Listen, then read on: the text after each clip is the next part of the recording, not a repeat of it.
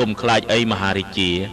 មិនបាច់ខ្លាចអ្វីទៀតទេអើយ៉ាពិសេសណាស់ប្រពិតជាពិសេសមែនតើធ្វើមិនទៅឲ្យបិសាយអង្គលីមៀព្រមចោះញោមទ្រង់សង្ស័យខ្លាំងណាស់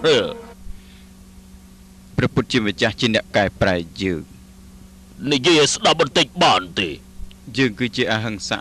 បុត្ររបស់អ្នកបួសយើងត្រូវបានបញ្ជូនទៅរៀននៅសាលាល្បីហើយបានរង្វាន់ជាច្រើនលើកការសិក្សានៅមុខវិជ្ជាផ្សេងៗរួមទាំងសិល្បៈការពារខ្លួនកូនសិស្សផ្សេងៗទៀតសុទ្ធតែមានភាពច្នៃនឹងយើងទាំងអស់ពួកគេ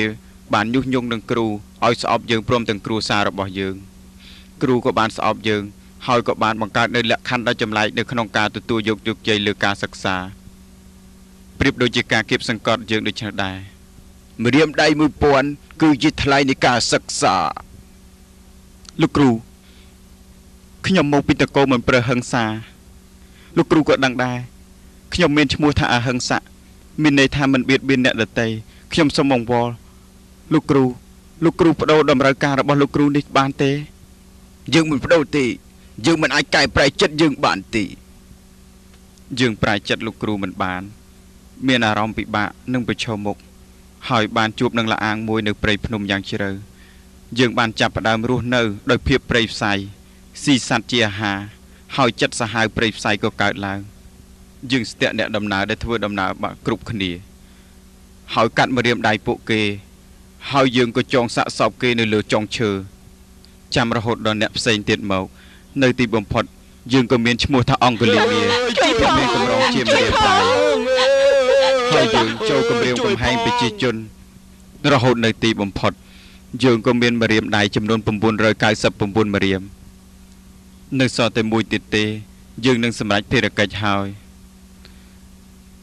យថ្ងៃមួយយើងមើលឃើញស្ត្រីម្នាក់កំពុងតែដើរមកយើងក៏បានចូលទៅរកគាត់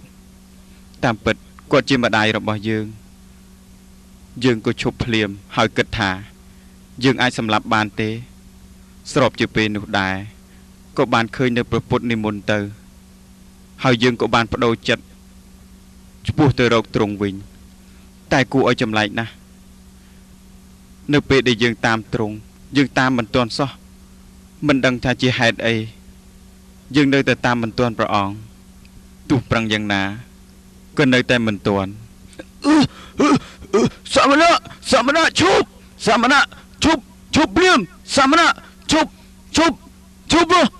ភ្លាមឈប់ស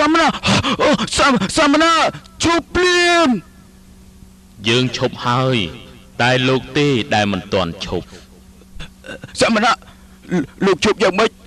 បើលោកនៅតែដើរលោកប្រាប់ថាយើងមិនទាន់ឈប់ហើយយើងឈប់ហើយដើរតែលោកប្រាប់ថាយើងមិនទាន់ឈប់តែសមណៈមានន័យយ៉ាងម៉េចទៅ